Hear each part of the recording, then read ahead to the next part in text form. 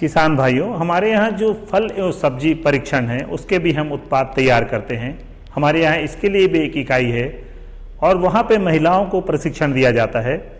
इससे हम विभिन्न प्रकार के जैम, जेली, अचार, मुरब्बा तैयार करते हैं और इसको भी हम किसानों तक यहाँ तक पहुँचा रहे हैं। इसके अलावा चूँकि जैविक खेती को इस समय बढ़ावा दिया जा रहा है, इसको देखते हुए हमारे यहाँ जैविक उर्वरक बनाने की इकाई लगाई गई है।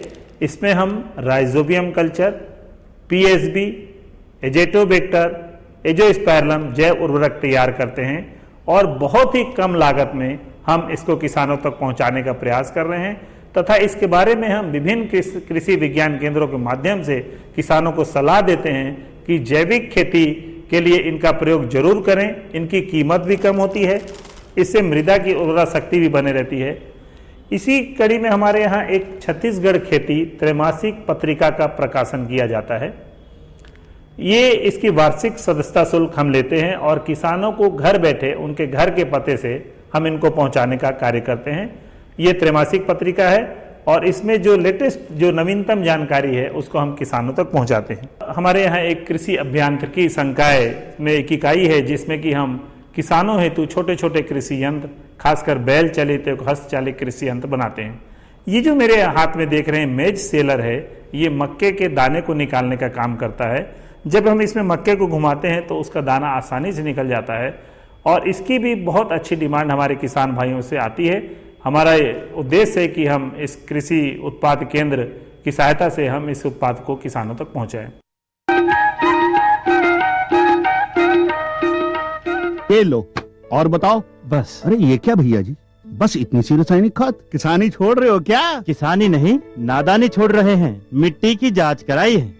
अब तो लाला जी जितनी जरूरत है उतने ही उर्वरक खेत में डालेंगे। हाँ, किसान भाई आज ही अपने जिले की नजदीकी भूमि परीक्षण प्रयोगशाला में मिट्टी की जांच जरूर करवाएं और मिट्टी में पोषक तत्व, नमी व पौधे के विकास को देखते हुए केवल जरूरत के अनुसार ही पोषक तत्व डालें। और हाँ, मिट्टी में गंधक, जस्ता, बोरोन जैसे सूक्ष्म पोषक तत्वों का पता लगाना भी न भूलें। उर्वरक और जैविक खाद के सही उपयोग से भूमि का उपजाऊपन बनाए रखें, उत्पादकता बढ़ाएं, खर्चा घटाएं और बहुमूल्य विदेशी मुद्रा बचाने में भी सहयोग दें। और हाँ, धीमी गति से नाइट्रोजन उपलब्ध कराने वाले उर्वरकों जैसे नीम लेपित यूरिया को प्राथमिकता दें और यूरिया का पत्तों पर छिड़काव करें। अरे वाह, तू तो सचमुच समझदार हो गया रे। अधिक जानकारी के लिए संपर्क करें जिला कृषि अधिकारी या किसान कॉल सेंटर। अम्मा खाना दे दो ना। सबर कर गोलू, अभी दाल नहीं गली है। तू फिक्र न कर गोलू की अम्मा, अब की बार अपनी दाल खूब गलेगी। क्या मतलब जी? अब की बार NFSM के तहत दाल की पैदावार को बढ़ाने के तरीकों को दिखाने के लिए देश में 1000 क्षेत्र चुने गए हैं, जिसमें हमारा इलाका भी आ गया है। पर इससे हमें क्या फायदा? हमें 5 एकड़ खेती के लिए खाद और कीटनाशक के अलावा बढ़िया बीजों की एक मिनी किट भी मिलेगी। इतनी दाल का करेंगे क्या जी? अरे भगवान, सरकार ने दलहन का समर्थन मूल्य भी खूब बढ़ा दिया है और इनकी खरीद का भी पूरा इंतजाम कर लिया है। इससे आमदनी बढ़ेगी और फिर हमारा गोलू अच्छे स्कूल में जाकर के कृषि वैज्ञानिक बनेगा। हाँ, क्या करूं? हाँ, मैं ऐसे ही करूंगा। हाँ, अच्छा मैं जा रहा हूँ। अच्छा, जी जी जी, हाँ जी जी जी। किससे बात कर रहे थे इतना हंस कर? किसान कॉल सेंटर, विशेषज्ञ से खेती के बारे में सलाह ले रहा था। सुबह भी, रात को भी? किसान कॉल सेंटर सुबह 6 बजे से रात को 10 बजे तक खुलता है। रविवार को भी? हाँ भाई, साल के 365 दिन खुलता है। और इतना फोन का बिल कौन भरेगा? अरे किसान कॉल सेंटर की सेवा मुफ्त है। पर तुम ये सब क्यों पूछ रही हो? मैं तो कुछ और ही समझी थी। किसान भाई, कृषि संबंधी समस्याओं का अपनी भाषा में तुरंत समाधान पाने के लिए पूरे भारत में किसी भी फोन से राष्ट्रीय हेल्पलाइन नंबर 1800-1801-551 पर संपर्क करें। किसानों का दोस्त किसान कॉल सेंटर।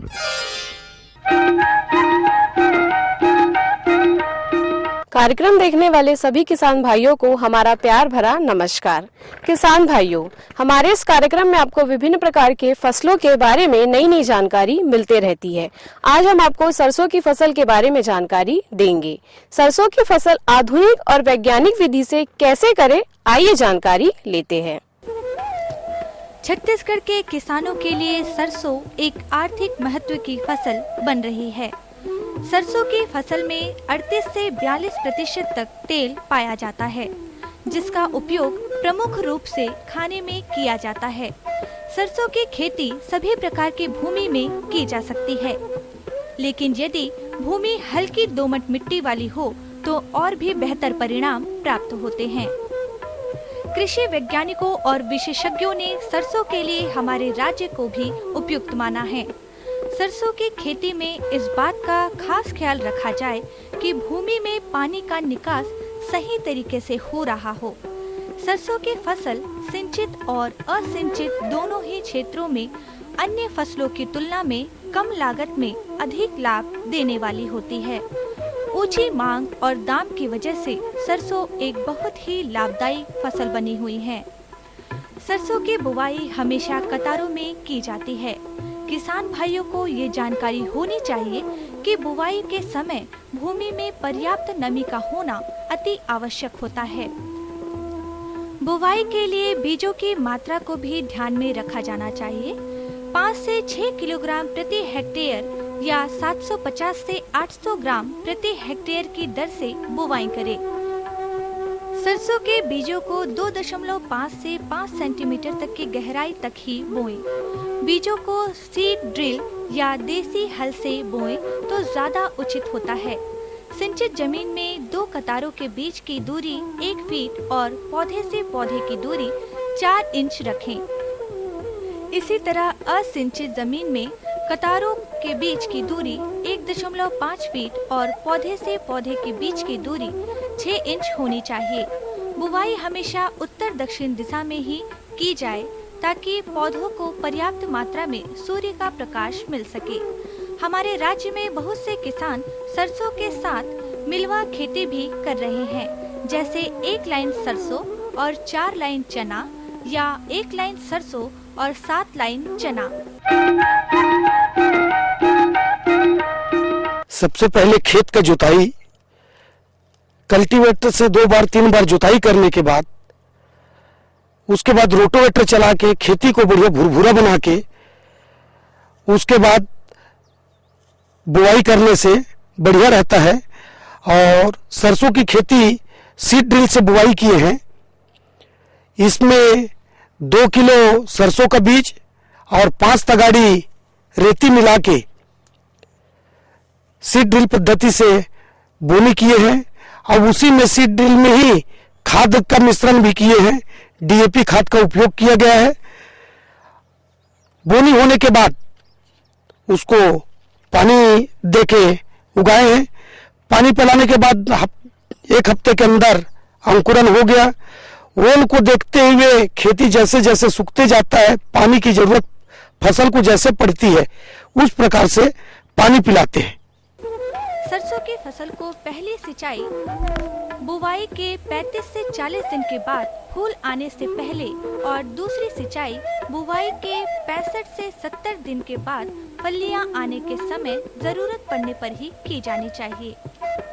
दीमक और भूमि में रहने वाले अन्य कीड़ों की रोकथाम के लिए बुवाई से पहले अंतिम जुताई के समय क्यूनॉल-फास 1.5% या इंडोसल्फान 4% 25 किलोग्राम प्रति हेक्टेयर की दर से खेत में बिखेर कर जुताई किया जाना चाहिए।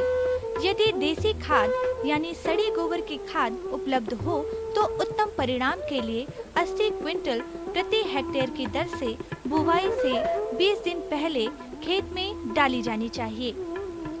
बुवाई के 20 से 25 दिनों के बाद निंदाई गुड़ाई करें और जरूरत से अधिक पौधों को निकाल कर फेंक दें। प्याजी की रोकथाम के लिए फ्लुकोरोलिन 2 किलोग्राम 1 लीटर सक्रिय तत्व प्रति हेक्टेयर भूमि में मिलाएं। खड़ी फसल में बुवाई के 20 से 25 दिन बाद टर्का सुपर की 300 मिलीलीटर मात्रा को 200 लीटर पानी में घोलकर छिड़कने से एक सक्रिय पत्ती वाले खरपतवार पर नियंत्रण पाया जा सकता है।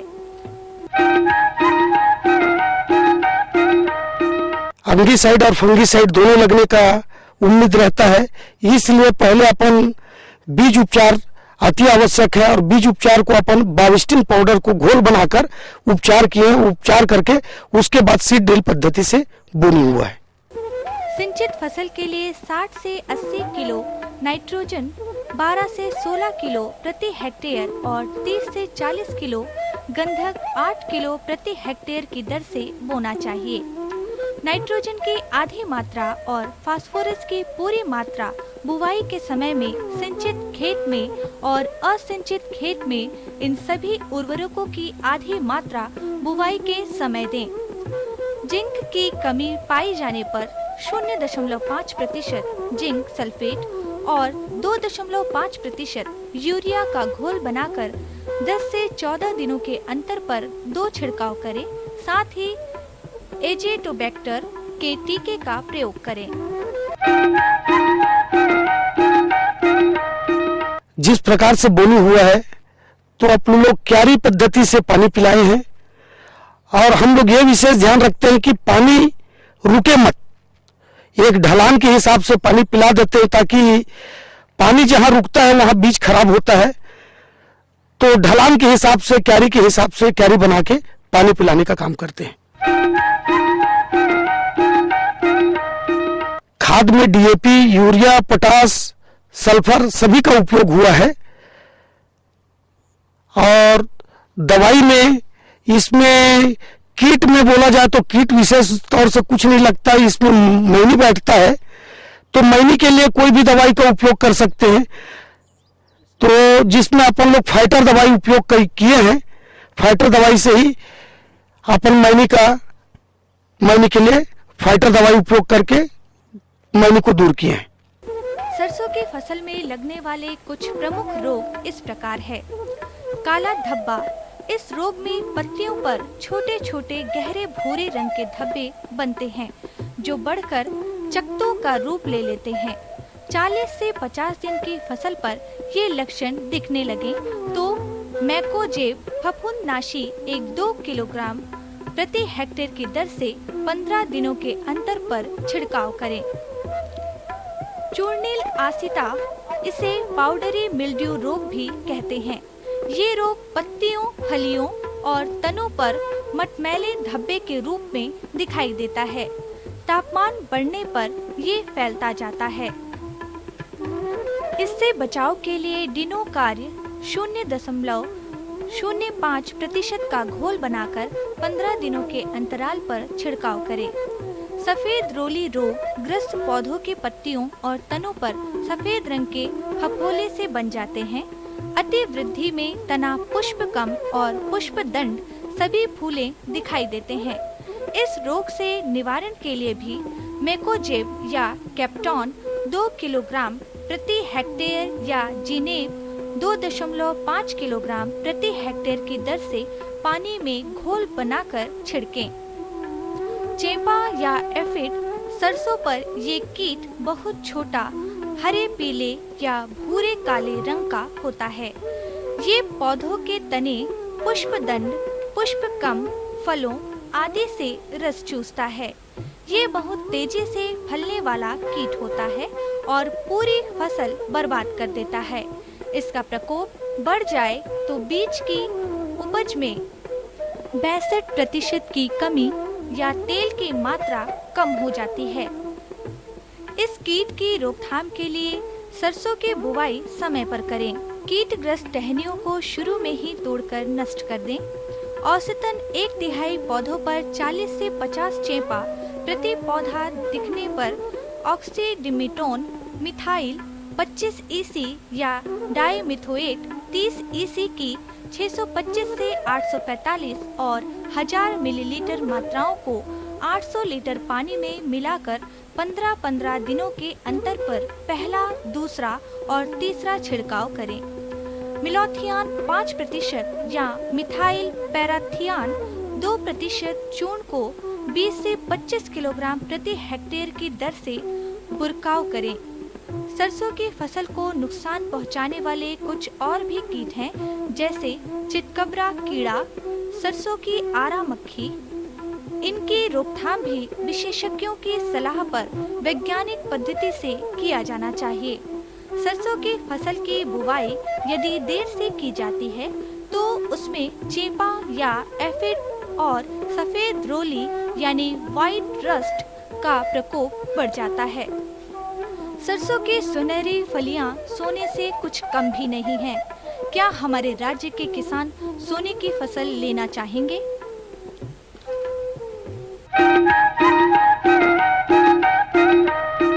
सरसों का खेती में सरसों पूरा पीलापना हो जाता है और सूखने लगता है, तो उस समय अपन लोग देख के कटाई करते हैं। कटाई के लिए आजकल हार्वेस्टर का उपयोग करना चालू कर दिए हैं, हार्वेस्टर से ही कटाई करते हैं। किसान भाइयों, अभी हमने जाना था रेड्डी जी से सरसों की फसल के बारे में। अब आइए हम जानते हैं सुमन जी से, जो एक ग्रामीण कृषि विस्तार अधिकारी है। किसानों के लिए ये कौन कौन सी योजनाएं लागू होती है, हम इनसे जानकारी लेते हैं। वैसे तो कृषि विभाग में बहुत सारी योजनाएं हैं, लेकिन हम एक नजरी आकलन करते हैं कि हम किसानों के बीच कौन कौन सी योजनाएं लेकर जाएं ताकि वो लाभान्वित हों। तो उस हिसाब से हम, जैसे ये सरसों जो लगाया है किसान, वो राज्य पोषित द्विफसली कार्यक्रम के अंतर्गत लगाया है। इसमें हम जिंक सल्फेट देते हैं, बावरिया बेसियाना देते हैं और कल्चर देते हैं, और फिर कुछ पात संरक्षण दवा भी देते हैं। और इसके अलावा विभाग में जैसे MIS योजना के अंतर्गत स्प्रिंकलर में छोटे और महिला कृषक को 75% पे पाइप दिया जाता है, स्प्रिंकलर सेट दिया जाता है। और कृषक समृद्धि योजना के अंतर्गत किसानों को खनन पे और पंप पे अलग अलग छूट का प्रावधान है। इसी तरह उन्नत कृषि यंत्रों पे सीड ड्रिल हुआ, रोटावेटर हुआ, स्प्रेयर हुआ, सभी यंत्रों पे एक सब्सिडी रेंज निर्धारित किया गया है, उसी बेस पे हम छूट देते हैं। हाँ, बंदता गुरु बाबला ज्ञान देना मूला, सुमरता गुरु घासीला ज्ञान दे जा मूला।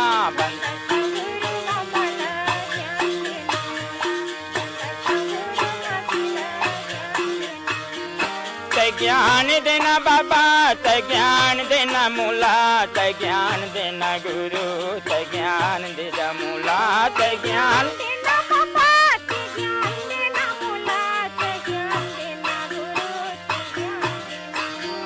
ते ज्ञान देना बाबा, ते ज्ञान देना मूला, ते ज्ञान देना गुरु, ते ज्ञान दे जा मूला।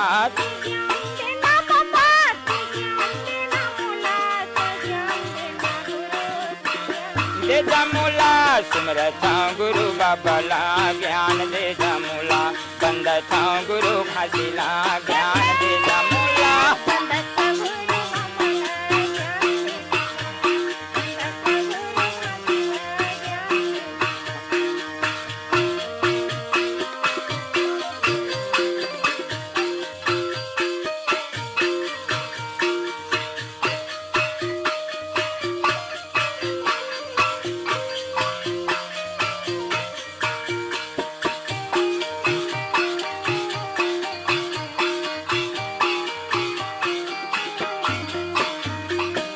अंगनाली पाए बाबा चौका पुराए, सोने कर कल समदिया बाती बारे।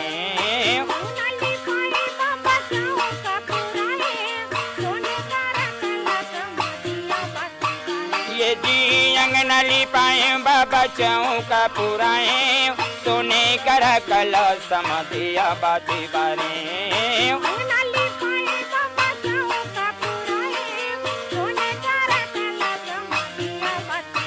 ये जी नरियर सुपारी धर के आरती लसादे, दोनों हाथ जोड़े बाबा बिनती सुनाए। नरियर सुपारी धर के आरती लसादे, दोनों हाथ जोड़ के बाबा बिनती। ए दे सुमरता गुरु बाबला ज्ञान देना मूला, बंदता था गुरु घासीला ज्ञान देता मूला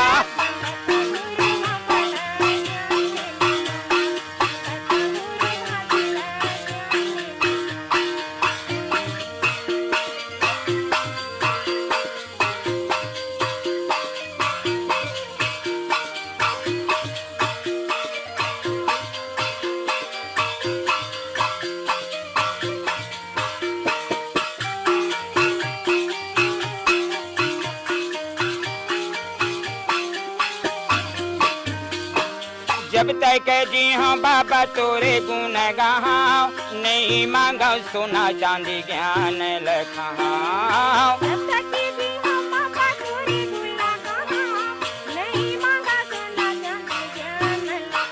ये जब तक जी हाँ बाबा तोरे गुण गाओ नहीं मांगा सोना चांदी ज्ञान लखाओ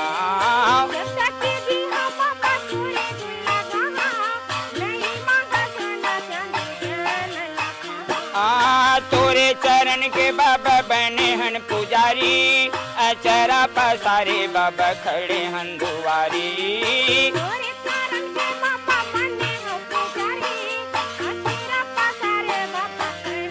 दुआरी सुमरत गुरु बाबा ला ज्ञान देना मूला बंदत गुरु घासीला ज्ञान देता मूला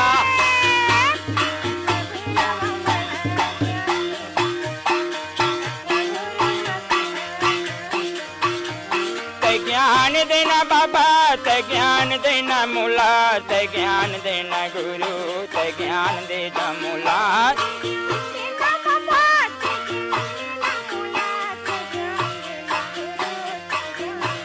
मूला ते ज्ञान देना बाबा ते ज्ञान देना मूला ते ज्ञान देना गुरु ते ज्ञान देना मूला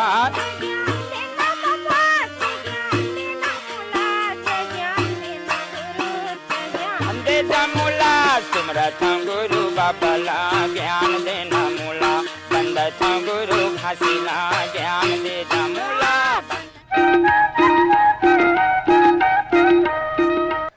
किसान भाइयों, सफल कृषक रेड्डी जी और ग्रामीण कृषि विस्तार अधिकारी सुमन जी से हमने बहुत सारी जानकारी ली सरसों की खेती के बारे में।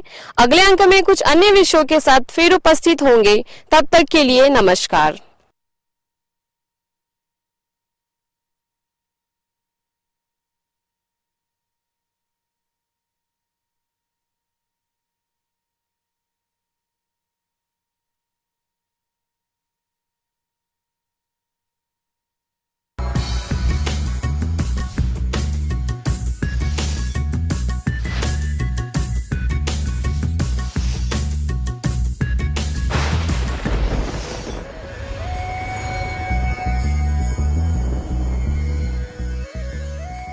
प्यारे किसान भाइयों, इंदिरा गांधी कृषि विश्वविद्यालय के अंतर्गत एक महत्वपूर्ण इकाई है जो निदेशालय विस्तार सेवाओं के नाम से संचालित है और इस विस्तार निदेशालय के माध्यम से हम 20 कृषि विज्ञान केंद्रों के द्वारा किसानों के खेत में, किसानों के यहाँ विभिन्न प्रकार की कृषि तकनीकी जो हमारे अनुसंधान के परिणाम स्वरूप निकल करके आती है, हम उसके यहाँ उसका प्रदर्शन करते हैं और किसान को प्रशिक्षण के माध्यम से और तरह तरह से हम जो तकनीकी ज्ञान हमारे अनुसंधान निदेशालय के द्वारा सृजित होता है, उस ज्ञान को ट्रेनिंग के माध्यम से, उस ज्ञान को अग्रिम पंक्ति प्रदर्शन के माध्यम से, उस ज्ञान को तरह तरीके से हम लोग किसानों के यहाँ ले जाने का प्रयास करते हैं।